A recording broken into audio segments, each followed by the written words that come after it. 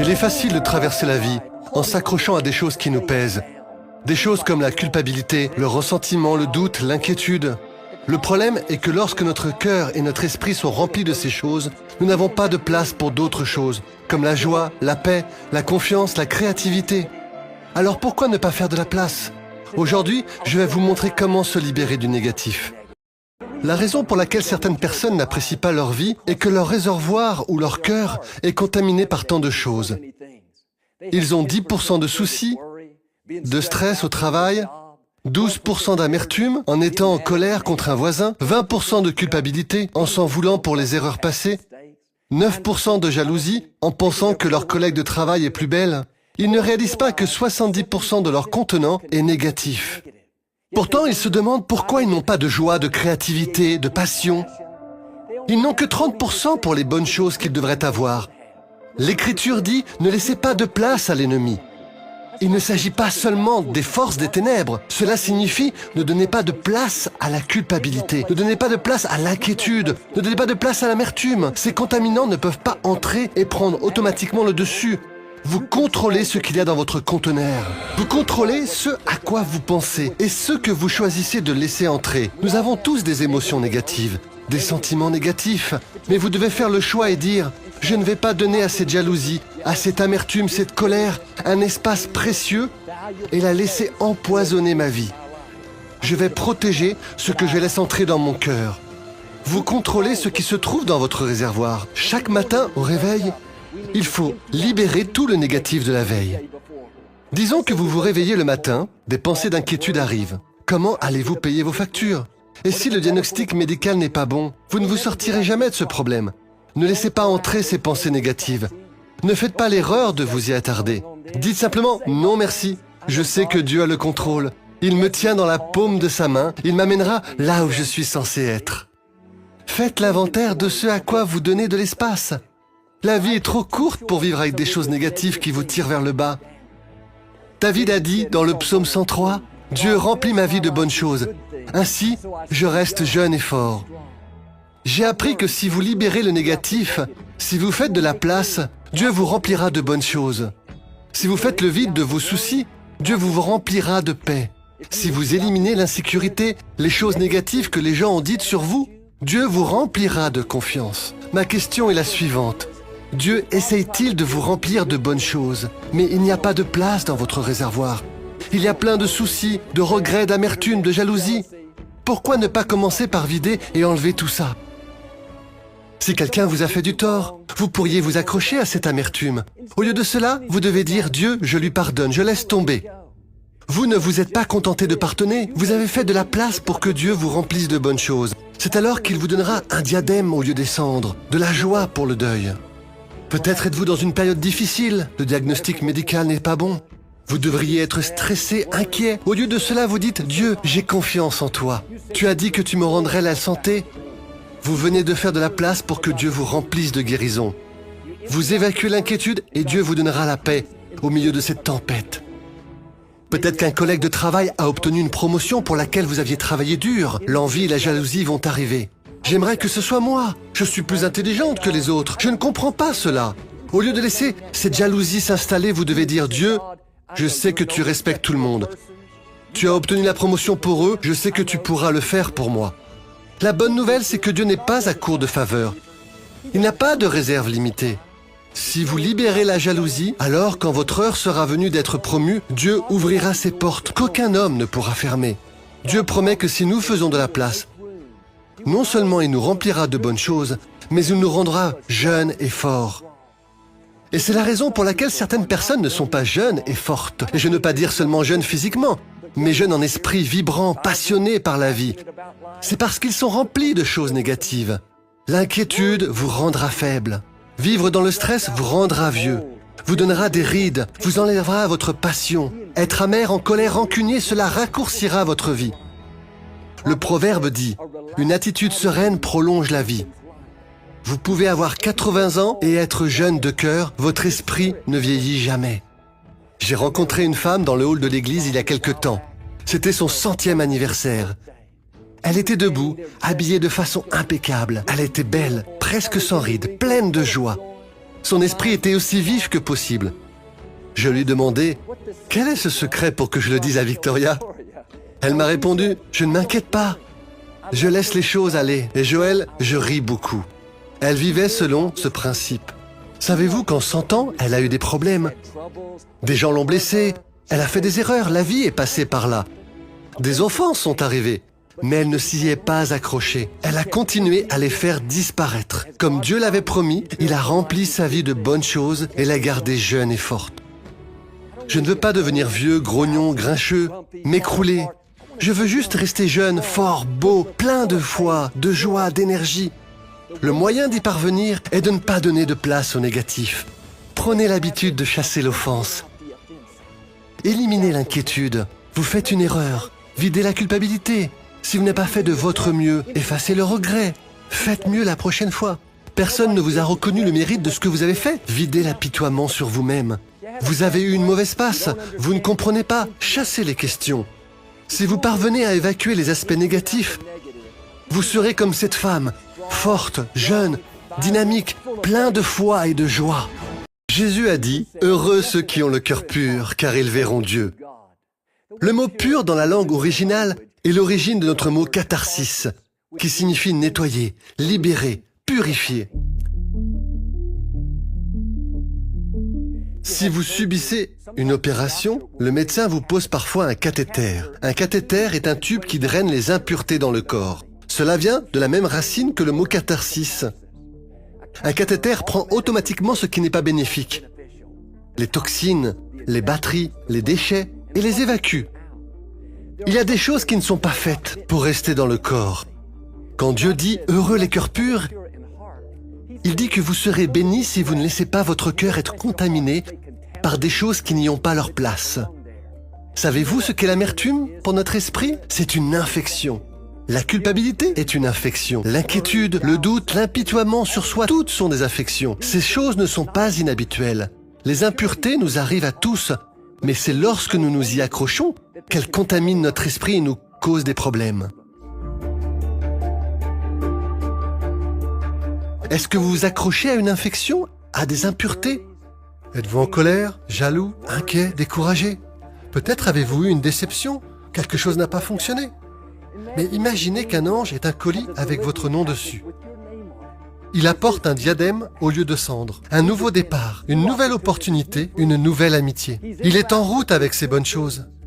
Le problème est que si vous vous accrochez à l'ancienne, il n'y a pas de place pour le livrer. Dieu veut que vous libériez ces choses pour qu'il puisse remplir votre vie de bonnes choses. C'est ce que David a fait.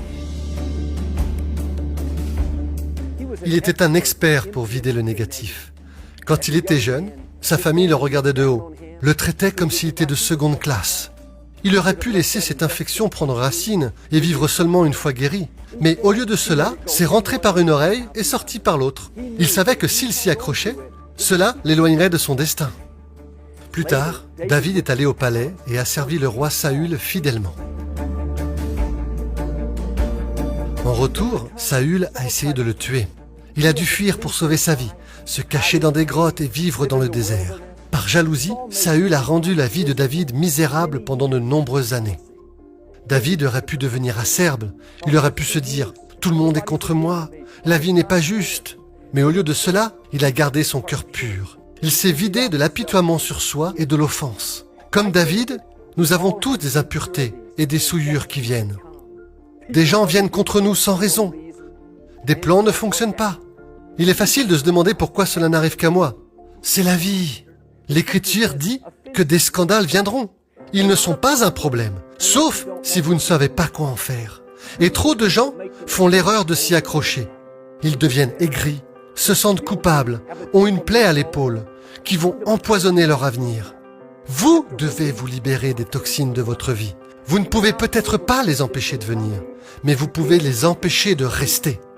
David avait un cœur pur. Cela signifie qu'il a empêché les infections de se propager. Cela ne veut pas dire qu'il était parfait. David a fait des erreurs. Il a commis un adultère. Il a fait tuer le mari de la femme.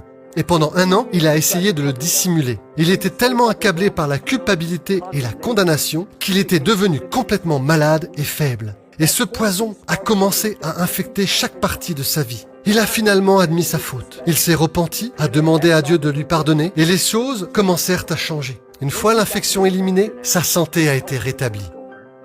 Laissez-moi vous demander, quelle place accordez-vous à la culpabilité, à la honte, au regret, au fait de vous battre pour une erreur passée? Quoi que cela est, c'est trop. Vous avez besoin de place pour les bonnes choses que Dieu a préparées pour vous et qui vous feront avancer vers votre destin. Si vous laissez de la place à la culpabilité, vous n'aurez pas la confiance nécessaire pour aller de l'avant. C'est ce qui vous fera échouer à nouveau. C'est un cycle négatif constant. Quand nous faisons une erreur, et c'est le cas pour nous tous, ne fuyons pas Dieu. N'essayons pas de nous cacher. Allons vers Dieu. Repentons-nous et puis changeons de cap. Voici la clé. Vous devez recevoir la miséricorde de Dieu. Au moment où vous reconnaissez vos erreurs, vous demandez à Dieu de vous pardonner. Il vous a pardonné. Il est prêt maintenant à vous aider. Certains me diront, j'ai fait beaucoup d'erreurs. Je ne mérite pas d'être béni. Aucun de nous ne mérite. Voilà ce qu'est la miséricorde. C'est pour ça que l'on l'appelle la bonne nouvelle. Vos péchés ont déjà été pardonnés. Vous n'avez pas à payer Dieu pour vos erreurs. Ce prix a déjà été payé par la croix. Quand vous tombez, ne restez pas à terre. Relevez-vous. Quand l'accusateur vous chuchote « Non mais tu t'es vu, tu as encore tout gâché, t'es un bon à rien », répondez juste « Oui, je sais que je ne suis pas parfait, mais je suis pardonné. Je ne suis peut-être pas là où je devrais être, mais je fais des progrès. Je vais de l'avant. Je ne suis plus là où j'étais. Ne laissez pas la culpabilité empoisonner votre avenir. Videz-la. Je sais qu'il est parfois difficile de vider le négatif envers quelqu'un d'autre. Quand une personne nous a fait du mal, notre vieille nature humaine veut s'accrocher à la blessure. On devient aigri, on a de la rancune. Et nous pensons « Oh, je ne vais pas le pardonner, il ne le mérite pas ». Mais tant que vous vous accrochez à la douleur, la rancune, l'amertume, cela n'affecte pas l'autre personne. C'est vous qui êtes affecté. Il peut être agréable de s'y accrocher, mais cela va contaminer votre vie. Et souvent, la raison pour laquelle nous ne voulons pas pardonner aux autres est le fait que nous pensons que ce qu'ils ont fait était mal. Ils étaient clairement en faute. Mais en les pardonnant, bien sûr que vous n'excuserez pas leur comportement, mais vous faites simplement sortir le poison qui était en vous. Vous devez pardonner pour pouvoir être libre. Mais vous ne vous en rendez peut-être pas compte. Mais lorsque vous autorisez ces transgressions dans votre cœur, vous dépensez l'énergie émotionnelle dont vous avez besoin pour vos rêves, pour vos objectifs et pour votre famille. Et lorsque vous vous réveillez, votre matinée est remplie de la façon dont cette personne vous a fait du tort. Vous n'arrivez plus à dormir la nuit et vous imaginez tout ce que vous voudriez dire à cette personne. Ce manque de pardon contamine votre vie. Au lieu de cela, déposez cette colère, cette douleur à Dieu. Faites de la place aux bonnes choses qu'il a pour vous. Quand vous le ferez, vous ressentirez non seulement une nouvelle liberté, une nouvelle énergie, mais Dieu sera aussi votre justicier. Heureux les pauvres en esprit, car le royaume des cieux est à eux. Heureux ceux qui pleurent, car ils seront consolés. Heureux les doux, car ils recevront la terre en héritage. Heureux ceux qui ont faim et soif de la justice, car ils seront rassasiés. Heureux les miséricordieux, car il leur sera fait miséricorde. Heureux ceux qui ont le cœur pur, car ils verront Dieu. Heureux les artisans de paix, car ils seront appelés enfants de Dieu. Heureux ceux qui sont persécutés à cause de la justice, car le royaume des cieux est à eux. Heureux serez-vous quand on vous insultera, qu'on vous persécutera, et qu'on dira faussement toutes sortes de mal contre vous à cause de moi. Réjouissez-vous et soyez dans l'allégresse, car votre récompense sera grande dans les cieux. Mary Johnson était une mère célibataire qui avait un fils. À l'âge de 20 ans, un soir, lors d'une fête, il a été abordé par un garçon de 16 ans nommé Hoshea Israël, qu'il n'avait jamais rencontré. Hoshea avait bu, et il y a eu une altercation entre eux. Dans le feu de l'action, Hoshea a sorti une arme et a tué le fils unique de Marie. Elle était tellement remplie de colère et de haine qu'elle a dit au juge qu'Hoshea était un animal, qu'il fallait mettre en cage. Lorsqu'il n'a été accusé que de meurtre au second degré, Marie était encore plus en colère. Elle est devenue recluse, est restée dans sa maison et n'a plus voulu regarder la photo de son fils. 10 ans ont passé. Finalement, Marie a su qu'il était temps de pardonner. Elle a entendu la petite voix qui lui disait de laisser tomber. Elle a contacté la prison pour savoir si elle pouvait rendre visite à Hoshea. Ils ont dit oui. Mais Hoshea a dit non. Il ne voulait pas la voir. Elle a continué à demander encore et encore. Et finalement, il a accepté. Lorsqu'elle est entrée dans la prison et qu'elle a vu Oshéa, elle l'a serré très fort dans ses bras et s'est accrochée. Ils ont pleuré et pleuré. Marie a dit, alors que j'étreignais Oshéa, je pouvais sentir la haine et l'amertume monter en moi et quitter mon corps. C'était si fort qu'elle est tombée et qu'Oshéa a dû la soutenir. Ce jour-là, Marie a non seulement vidé son ressentiment, mais elle a aussi trouvé un nouveau fils. 7 ans plus tard, Oshéa a été libéré sur parole et n'avait pas d'endroit où vivre. Marie lui a dit, « Tu peux vivre à côté de chez moi ?» Elle l'appelle maintenant son fils spirituel. Marie a créé une organisation appelée « De la mort à la vie » pour contribuer à la guérison et à la réconciliation entre les familles des victimes et ceux qui ont causé du tort. Aujourd'hui, elle et Oshéa sortent ensemble et parlent dans des conférences et des écoles sur le pardon et de la façon de surmonter les pertes. Mary Johnson dit ce qui l'a vraiment aidé à décider de pardonner est un poème qu'elle a lu sur 2 mères au paradis qui venaient de devenir amies. L'une d'elles demande à l'autre « Qui est ton fils ?» Elle a répondu « Mon fils est Jésus, je m'appelle Marie. » Puis Marie demanda « Qui est ton fils ?» L'autre mère répondit « Mon fils est Judas. » En entendant cette histoire de comment Marie, la mère du Christ, s'était liée d'amitié avec la mère de Judas et comment elle partageait une douleur commune, Mary Johnson a su qu'elle devait tendre la main à la famille d'Oshéa. Aujourd'hui, elle aide d'autres mères à faire de même. De votre douleur peut naître votre objectif. Quand on vit une perte, qu'il se passe des choses qu'on ne comprend pas, il est facile de penser qu'il faut que je m'en sorte. Mais parfois c'est trop fort. Ça peut nous mettre plus de pression. On se dit, pourquoi je me sens comme ça? Je dois faire quelque chose de mal. Relâchez la pression. Tu n'as pas besoin de t'en remettre. Il suffit de la dépasser. Continue d'avancer, en avançant un jour après l'autre. Dieu a dit qu'il ne te donnerait jamais quelque chose que tu ne peux pas gérer. Vous ne comprenez peut-être pas pourquoi c'est arrivé, mais l'Écriture dit que Dieu nous donnera la paix qui dépasse l'entendement. Vous n'allez pas forcément tout comprendre. Si vous laissez tomber les questions de la vie, vous aurez une paix qui dépasse ce que vous pouvez comprendre. Jésus nous a montré un bel exemple de pardon. Vers la fin de sa vie, il avait été trahi par l'un de ses disciples, moqué par les soldats, accusé à tort de crime. Il était maintenant suspendu à la croix, portant une couronne d'épines, sur le point de rendre son dernier souffle, quand il a fait quelque chose de très significatif.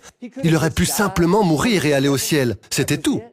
Au lieu de cela, il a dit, « Père, avant de partir, je dois m'occuper d'une dernière chose. Pardonne-leur, car ils ne savent pas ce qu'ils font. » Remarquez, les chefs religieux, les soldats romains, ils n'ont pas demandé le pardon, ils ne le méritaient pas. Mais Jésus a pardonné à ceux qui l'ont le plus blessé. Il disait, « Je ne vais pas quitter cette terre avec quelque chose de négatif en moi. » Il nous montrait par l'exemple comment nous devions libérer les toxines, libérer les impuretés. Il y a une vieille légende sur Léonard de Vinci. La légende dit lorsque De Vinci peignait le portrait du Christ dans sa fresque de la dernière scène, il ne pouvait pas progresser en essayant de peindre le visage du Christ. La légende poursuit en disant que De Vinci a finalement réalisé que tant qu'il n'aurait pas pardonné à une autre personne pour laquelle il nourrissait de la haine dans son cœur, il ne pourrait jamais terminer son chef-d'œuvre. C'est ce qui se passe lorsque nous nous accrochons à des points négatifs. Cela étouffe notre créativité. Nous ne faisons pas notre meilleur travail. Il y a une infection qui nous ralentit. Alors, allez-vous permettre aux choses négatives d'entrer dans votre conteneur? Pour atteindre la plénitude de votre destinée, vous devez fonctionner au maximum de votre potentiel. Si vous avez un peu d'amertume, un peu de culpabilité, un peu de jalousie, un peu d'inquiétude dans votre cœur, tous les espaces de ces petites choses s'additionnent pour faire un grand nombre. Et vous finissez par fonctionner à une fraction de ce que vous pourriez. Aujourd'hui, je vous demande de faire le vide dans tout ça. Dieu est prêt à remplir ta vie de bonnes choses. Il veut vous garder jeune et fort. Faites votre part et faites-lui de la place. Chaque matin, libérez la culpabilité, libérez l'inquiétude, libérez le découragement, libérez ce manque de pardon. Lorsque les impuretés arrivent, lorsque l'infection arrive, ne les laissez pas rester. Laissez-les passer. Gardez votre cœur pur. Si vous faites cela, vous allez passer à un nouveau niveau, avec plus de joie, plus de paix et plus de faveur.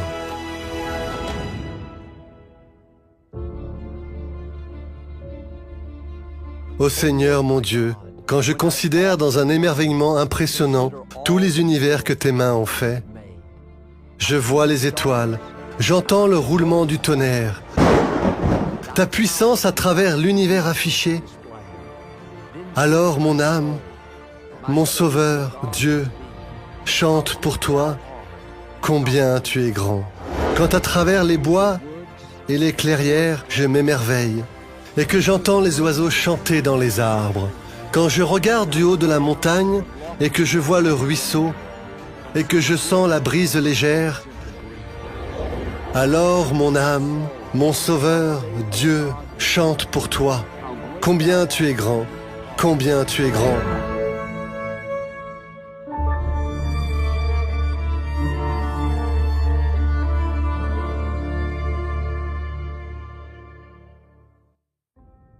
Les pensées que nous avons peuvent soit nous conduire sur des chemins d'espoir, de joie et de victoire, soit sur des chemins de peur, de découragement et de désespoir.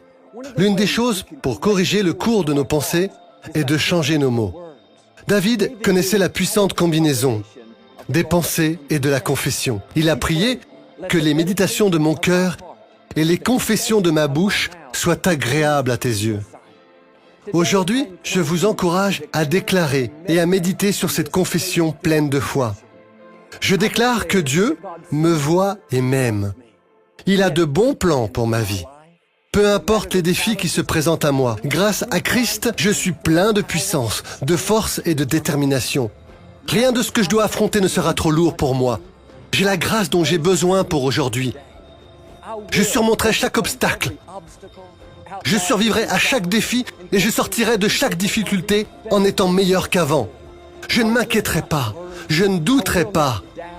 Je garderai ma confiance en Dieu, sachant qu'il ne faillira pas. Je déclare que Dieu travaille toutes choses ensemble pour mon bien. Mon avenir est brillant et de plus en plus brillant. Dieu a de bons plans pour moi. Il n'est pas trop tard pour accomplir tout ce qu'il a mis dans mon cœur.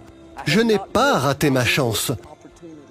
Dieu a des moments de faveur dans mon avenir. Il me prépare pour la prochaine saison. Je vais donner naissance à chaque rêve qu'il m'a donné. Je deviendrai tout ce qu'il m'a créé pour être, au nom de Jésus. Mon ami, tu n'as pas à vivre sous le poids de la culpabilité, du ressentiment, du doute, de l'inquiétude, plus jamais. Vous pouvez vivre une vie de joie, de paix et de victoire. Décidez dès aujourd'hui que je ne vais plus m'accrocher à l'amertume, aux offenses, aux pensées négatives. Je vais faire de la place pour les bonnes choses que Dieu veut faire en moi et à travers moi. Je choisis de me libérer du négatif. Nous espérons que cette prédication vous a fait du bien. Si tu n'as pas encore reçu Jésus, Christ de Nazareth, ressuscité des morts comme Seigneur et Sauveur de ta vie, je te prie de faire cette prière avec moi devant Dieu. Jésus-Christ, je confesse que tu es le Fils de Dieu, que tu es mort pour mes péchés et ressuscité d'entre les morts. Je reconnais que tu as été livré pour mes offenses et ressuscité pour ma justification. C'est pourquoi je plaide ton sang pour le pardon et la purification de tous mes péchés. Je t'accepte ainsi comme Seigneur et Sauveur de ma vie. Père céleste, je te rends grâce de ce que tu as fait de moi, ton enfant. Je confesse que je suis désormais une nouvelle créature, que les choses anciennes sont passées et que toutes choses sont devenues nouvelles. Amen.